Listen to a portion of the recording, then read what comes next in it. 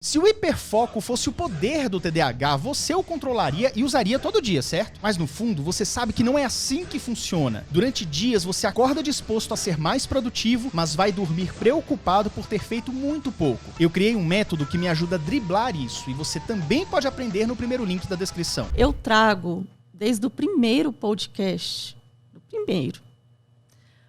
a seguinte reflexão. A questão da motivação. O que motiva alguém a escolher a profissão que escolhe?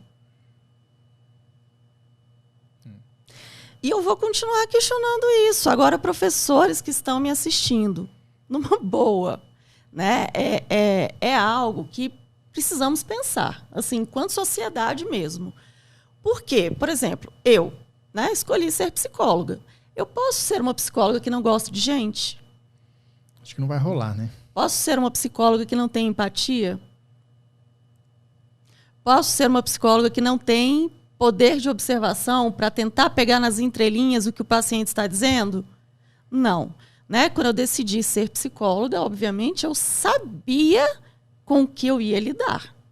E aí o mesmo se aplica a qualquer profissão, inclusive a profissão de professor. Porque realmente, é algo que não entra na minha cabeça. Obviamente, eu não sou da área da educação, mas não entra na minha cabeça o tipo de reclamação que de vez em quando eu recebo. No meu Instagram, pessoalmente, por WhatsApp, o que eu já ouvi de professores de escolas por onde meu filho passou. E que sempre cai, assim, tem um viés que é muito claro, só vão mudando as palavras. Da coisa do, mas eu não tenho obrigação de fazer tal coisa. Eu tenho 40 alunos numa sala de aula.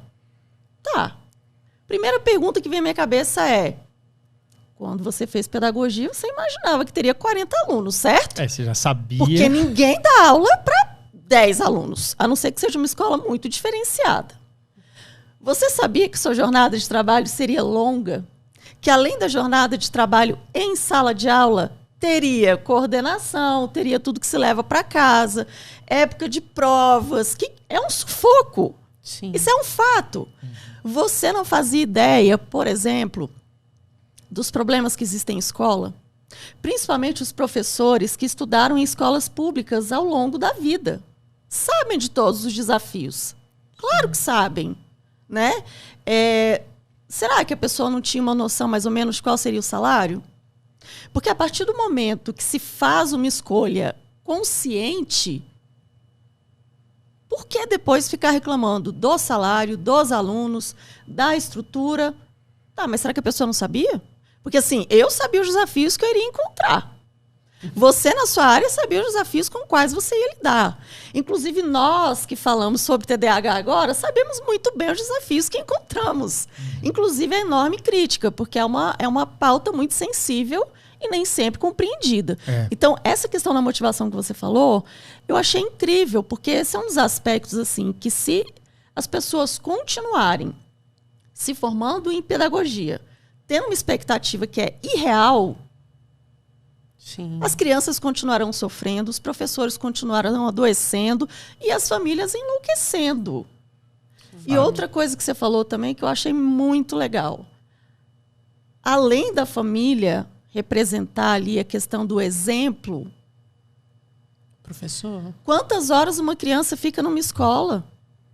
Se for da escola integral, principalmente, fica lá. No total dá 10 horas. Sim. É puxado, gente. 10 horas, mal encontra pai e mãe. Então, será que o argumento de mas a família não está sabendo educar e joga tudo para a escola, até que ponto que isso é válido? Porque a maior parte do tempo o aluno está lá, na escola. Né? Então, que eu observo muito essa coisa da culpabilização. Escola joga para a família, família joga para a escola. E, na verdade, nenhum dos lados pensa numa resolução prática. Que estratégias? Você acha que está faltando isso? É o pessoal parar de reclamar um pouco para assim, beleza, como é que a gente resolve isso daqui? Porque assim, Yuri, a minha cabeça ela opera muito nisso. Eu sou muito focada na resolução de problemas. Inclusive, durante os meus atendimentos, eu trabalho muito isso com os pacientes, porque o simples reclamar não muda o que já aconteceu. É fazer mais do mesmo e querer um resultado diferente. Então é isso, tá? Não está dando certo. Ok, o que pode ser feito? É o professor particular, que aí sim, meu filho vai ter ali um tempo individualizado? É procurar uma terapia? É procurar uma psicopedagoga para complementar? É buscar a terapia ocupacional, que ajuda também, principalmente as crianças que são mais impulsivas? É o quê? Mas aí, o que eu observo também é o seguinte. Até mesmo as famílias que fazem esse movimento, aí nós vemos um lado claramente fazendo esse movimento.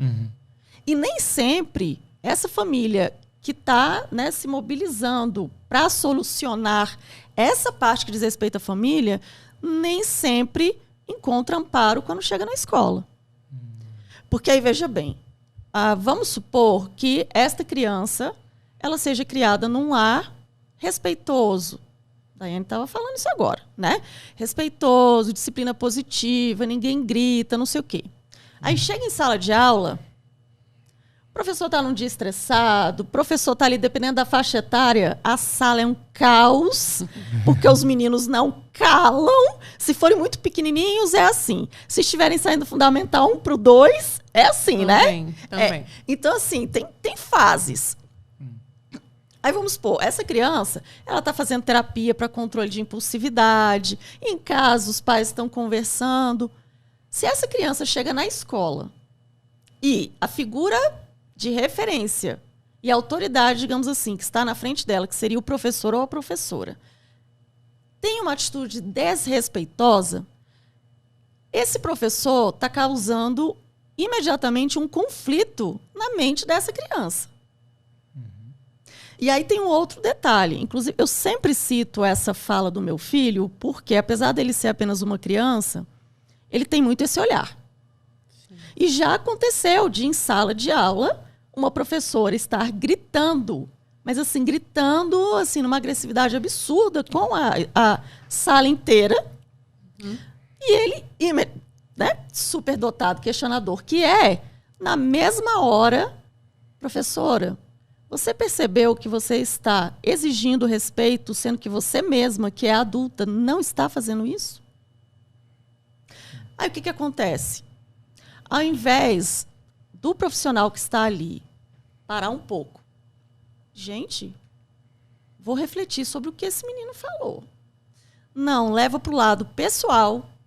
E essa criança que está tentando sinalizar algo positivo é vista como desaforada e só fica levando advertência, suspensão. Por quê? E a escola continua dizendo, mas o seu filho continua sendo mal educado. Gente, mas naquele ambiente é isso que ele está recebendo. Ele está sendo exposto àquilo. Como que ele vai modificar o comportamento?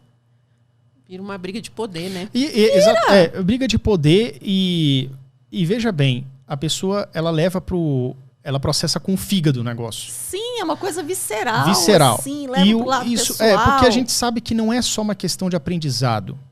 A criança que está em sala de aula tendo essas dificuldades, ela também está sob a questão disciplinar.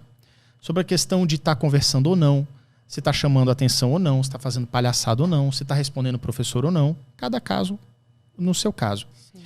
Então, a adequação, ela pode vir não apenas, obviamente, do tipo, senta na frente, não sei o que. Eu odiava sentar na frente. Isso não resolve. Não resolve. Eu ficava numa ansiedade, porque meus amigos estão lá atrás, o que eu estou fazendo na frente? Eles conversam todos os dias, eles estão reforçando laços, e eu estou lá na frente fazendo uma galera perto de uma pessoa que eu odeio. Pra quê? E outra coisa, né? Às vezes esse sentar à frente é ficar ali ao lado da porta, todo mundo da escola passando ali ao lado, cara, e o TDAH desatento virando a cabeça toda hora. Ou seja, continua ele olha tudo e não aprender nada. Então veja que essa questão da adaptação, da adequação, ela tem que ser muito mais 360 na falta de nome. Aí chegamos ao PEI, né, Yuri?